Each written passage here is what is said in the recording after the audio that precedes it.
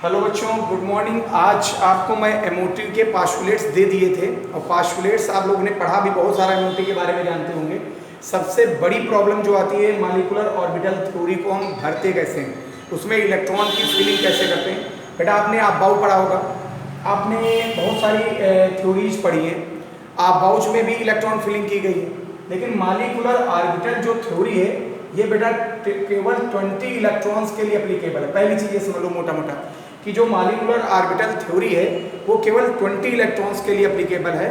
और इसमें एक खास बात मैं बता दूं, ये बॉन्डिंग और एंटी बॉन्डिंग दोनों तरह के इलेक्ट्रॉन को फिल कराती है। ठीक है, बॉन्डिंग मतलब वो जो लेस एनर्जी लेवल के और जो एक्साइटेड लेवल में चले जाते हैं, मतलब एंटी बॉन्डिंग वाले होते हैं, उनको भी ये एक्सप्लेन करता है। ठीक है, मॉलिक्यूलर ऑर्बिटल जो थ्योरी थी वो गिवन बाय मुलिकन ने इसको एक्सप्लेन किया था।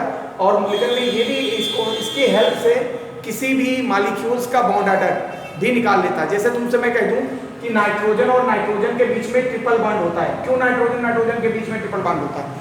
इसकी जो प्रूविंग है वो हमारी मॉलिक्यूलर ऑर्बिटल थ्योरी करती है। मतलब मॉलिक्यूल्स के बीच में जो बॉन्ड्स आते हैं उनकी भी थ्योरी ये हमारी मॉलिक्यूलर ऑर्बिटल थ्योरी कर देती है। और एक तीसरा चौथा फायदा इसका बता दूं, इस थ्योरी से मैंने 4 पास्टुलेट्स आप लोगों को डाले थे। पहला मैंने बताया कि it is applicable only at 20 electrons, only 20 electrons के लिए एप्लीकेबल है। दूसरी चीज कि इसका जो बॉन्ड ऑर्डर का सिस्टम है, बॉन्ड ऑर्डर भी हम इस थ्योरी से निकाल सकते हैं। तीसरा अर्गल डायग्राम भी रिप्रेजेंट कर सकते हैं। और चौथा और बहुत अच्छा यूनिक पॉइंट बता दूं भाई, पर्टिकुलर एलिमेंट का तो हम मैग्नेटिक बिहेवियर बता सकते हैं इलेक्ट्रॉनिक कन्फिगरेशन करके, पैरामैग्नेटिक है कि डाईमैग्नेटिक है। लेकिन यदि हम कहते हैं O2 N2 में बताओ तो प्रॉब्लम आ जाएगी। तो उसके लिए भी ये एप्लीकेबल है कि मॉलिक्यूलर ऑर्बिटल जो थ्योरी है ये बेटा किसी भी मॉलिक्यूल्स मतलब N2 O2 Cl2 जैसे जो मॉलिक्यूल्स होते हैं उनके पैरामैग्नेटिक या डाईमैग्नेटिक नेचर को भी रिप्रेजेंट कर देती है। तो इसलिए बहुत इंपॉर्टेंट है। इसका अर्गन डायग्राम आप लोग अच्छे समझिए, फिर मैं कैसे फिलिंग किया जाता है वो मैं बताऊंगा। ठीक है, देखिए तो मॉलिक्यूलर ऑर्बिटल थ्योरी में मैंने पहला पॉइंट बोला कि इसको मुलिकन ने एक्सप्लेन किया था। मुलिकन ने एक्सप्लेन किया है पहली चीज। और इसके हेल्प से बॉन्ड ऑर्डर हम लोग निकाल लेंगे। क्या निकालेंगे? बॉन्ड ऑर्डर निकालेंगे। और ये 20 इलेक्ट्रॉन्स के लिए एप्लीकेबल है, 20 इलेक्ट्रॉन्स के लिए एप्लीकेबल। और चौथा मैग्नेटिक बिहेवियर भी इससे हम निकाल लेते हैं। मैग्नेटिक नेचर भी इसका प्रेजेंट कर सकते हैं कि ये पैरामैग्नेटिक है या ये डाईमैग्नेटिक है, मतलब प्रतिचुंबकीय है कि अनुचुंबकीय है, वो भी हम इससे एक्सप्लेन कर सकते हैं। और मैंने कहा कि इसकी हेल्प से हम अर्गल डायग्राम को भी रिप्रेजेंट कर सकते हैं, अर्गल डायग्राम भी बता सकते हैं। क्लियर हो गया? तो बहुत सारी चीजें इस थ्योरी से हमारी निकल के आ जाती हैं सामने। आप लोग बड़े अच्छे से वीडियो को देखिए, एक एक चीज मैं एक्सप्लेन कर दे रहा हूँ, अर्गल डायग्राम भी बना रहा हूँ, कैसे रिप्रेजेंट करते हैं वो भी मैं बता रहा हूँ, ध्यान दीजिएगा। सबसे पहले मैं बात करता हूँ N2 की। जैसे मान लीजिए N2 मॉलिक्यूल्स है, इसका हमें 3 चीजें इसकी पूछी गई। पहला पूछा गया कि इसका बॉन्ड ऑर्डर क्या है। First of all bond order इसका क्या है, तो बॉन्ड ऑर्डर हमें नहीं पता, क्वेश्चन मार्क है हमारे पास। ठीक, दूसरा पॉइंट ये पूछा गया कि इसका मैग्नेटिक नेचर क्या है, हमारे पास इसका कोई जवाब नहीं है, मैग्नेटिक नेचर भी क्वेश्चन मार्क में आ गया। हमने कहा इसका अर्गल डायग्राम आप लोग बताइए, तो अर्गल डायग्राम में भी क्वेश्चन मार्क लग जाएगा। अब इन तीनों क्वेश्चनों को हम कैसे सॉल्व करें, वो हम हेल्प लेते हैं एमओटी से। बहुत ज्यादातर बच्चे क्या करते हैं, इसको बहुत जल्दी में पढ़ के निकाल देते हैं। ये बहुत बड़ी चीज है बेटा, हायर क्लासों में भी बहुत काम आएगी तुम्हें। आप देखिए कैसे करेंगे इसका। तो मैंने कहा 20 इलेक्ट्रॉन्स के लिए एप्लीकेबल है एमओटी। सबसे पहले 1s में 1s लिया, इलेक्ट्रॉन भरे जाते हैं, फिर 2s में आते हैं, फिर बच्चा 2p में आते हैं, 3 सेल हो गए। इसका मतलब यहाँ पे लोअर एनर्जी है, ऊपर हायर एनर्जी होती, तो ये एरो बना दिया करना, यहाँ पर एनर्जी लिख देना, एनर्जी लिख दिया हमारा। क्लियर हो गया? अब इसमें क्या करेंगे, सबसे पहले 1s का सिंबल लेंगे, 1s का ऑर्बिट दिखाएंगे। यहाँ पे 1s बना दिया हमने, अच्छे समझिएगा, 1s का बना दिया। क्लियर हो गया? फिर ये 2s का हमारा ऑर्बिट आ गया, 2s का बना दिया हमने। क्लियर हो गया? अब इसके बाद 2p आ गया, p में 3 है, p में चले जाओ।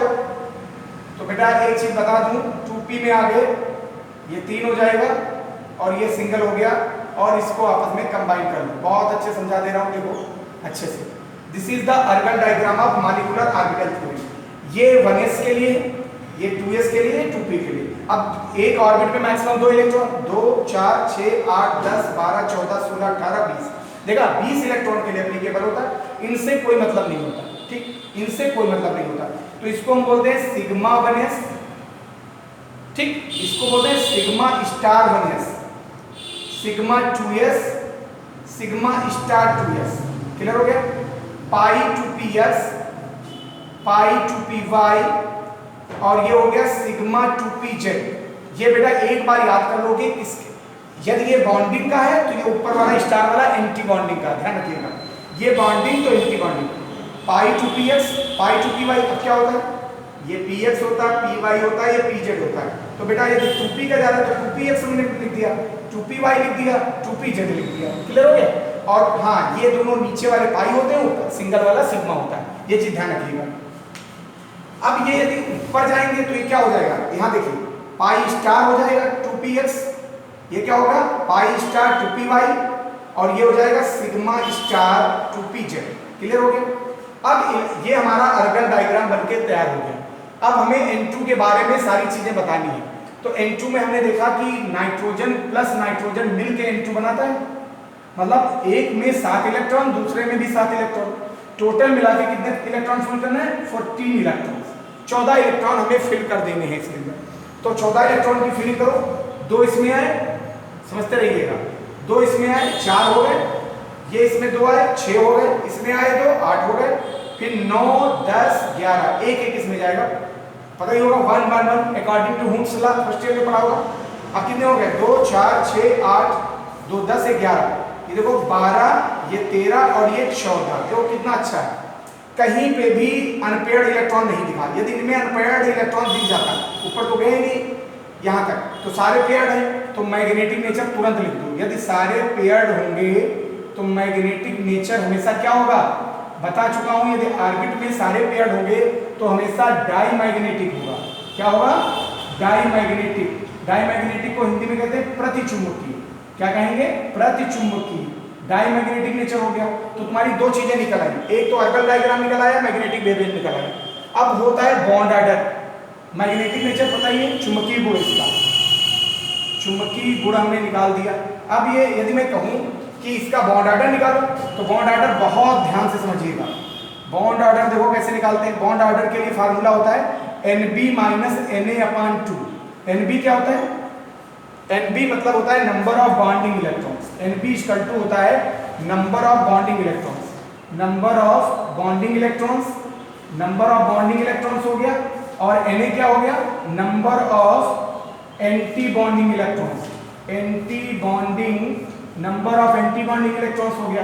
Nb मतलब number of bonding electron, Na मतलब number of antibonding electrons. तो Nb कितना है? बॉन्ड वाले देखो कितने हैं, जो बिना स्टार वाले हैं, 2 4, बहुत अच्छे देखिएगा, 2 4 6 8 10, गुड, 10 हो गया। माइनस एंटी बॉन्डिंग स्टार वाले 2 4, देखो ऊपर तो गए नहीं तो यहाँ 4 कर लिया, अपान 2 कर लेंगे, 10 में से 4 गए कितने बचे? 6 6/2, मतलब कितना आ गया? 3। इसीलिए बेटा नाइट्रोजन और नाइट्रोजन के बीच में ट्रिपल बॉन्ड होता है। 2-3 बार वीडियो को देखोगे, इसकी प्रैक्टिस कर लोगे, 100% ये पूरी मॉलिक्यूलर ऑर्बिटल थ्योरी आप लोग समझ जाओगे। और केमिकल बॉन्डिंग का ये लास्ट वीडियो, अभी एक वीडियो इसका कल और मैं दे दूंगा, और ये चैप्टर पूरा कंप्लीट हो जाएगा। लास्ट टॉपिक है मॉलिक्यूलर ऑर्बिटल थ्योरी। क्लियर हो गया? अच्छे से करिएगा समझ के और सेंड करिए।